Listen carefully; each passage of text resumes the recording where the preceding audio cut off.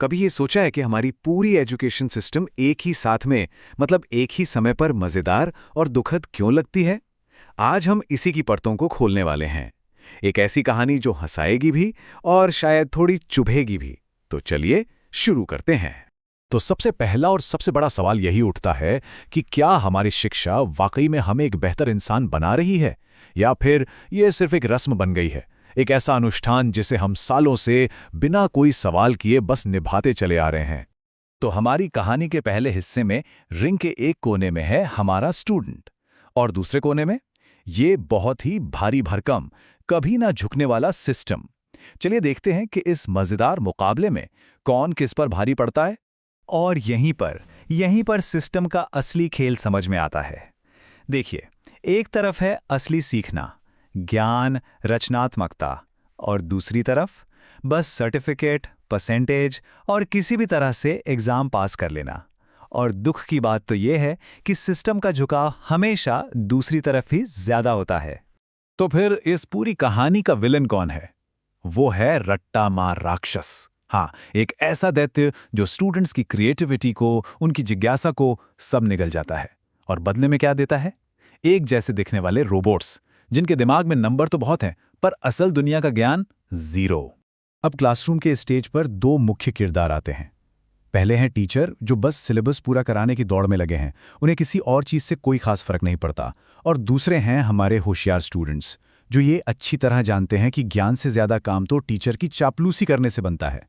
अब student classroom से निकलकर एक नई जगह पहुंचता है, जिसे हम कह सकते हैं डिग्री फैक्ट्री। जी हां, ये ज्ञान का मंदिर नहीं, बल्कि डिप्लोमा बनाने का एक कारखाना है। ये वो जगह है जहां शिक्षा एक प्रोडक्ट बन जाती है। और यही तो व्यंग्य है। जहां कभी ज्ञान के मंदिर हुआ करते थे, वहां अब ऐसी फैक्ट्रियां हैं जिनका बस एक ही काम है, असेंबली लाइन पर एक जैसे डिग्री वाले ग्रेजुएट्स तैयार करते जाना। तो इस फैक्ट्री का प्रोडक्शन प्रोसेस क्या है? अरे बहुत आसान है। स्टेप 1, एक मोटी एंट्री फीस दीजिए। स्टेप 2, चुपचाप इस चलती हुई कन्वेयर बेल्ट पर बैठ जाइए। और स्टेप 3, कुछ सालों के बाद अपने ऊपर नौकरी के लायक का ठप्पा लगवाकर बाहर निकल जाइए। बस प्रोडक्ट तैयार है। अब पर्दा उठता है स्टूडेंट की इस पूरी यात्रा के ग्रैंड फिनाले पर, एग्जाम। लेकिन ये कोई टेस्ट नहीं, बल्कि एक अजीब सा नाटक है जहां सब कुछ पहले से ही तय लगता है। और इस नाटक के एक्टर्स भी बहुत अजीब हैं।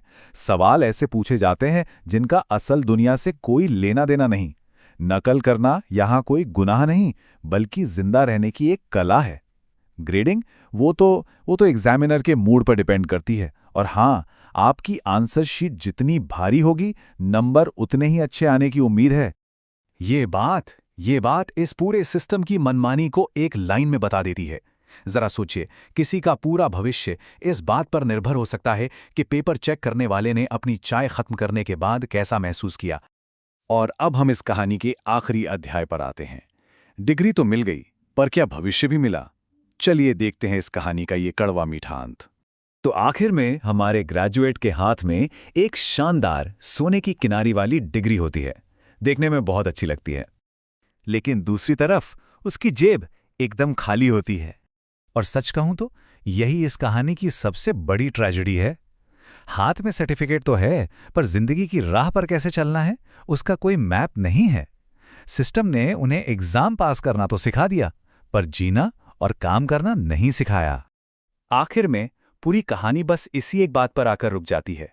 हमारा सिस्टम एक चमकदार डिग्री को बहुत मान देता है, उसे सिर पर बिठाता है, जबकि वो इंसान जिसके लिए ये सब बनाया गया था, कहीं पीछे छूट जाता है, उपेक्षित। और ये कहानी हमें एक बहुत ही परेशान करने वाले सवाल के साथ छोड़ जाती है।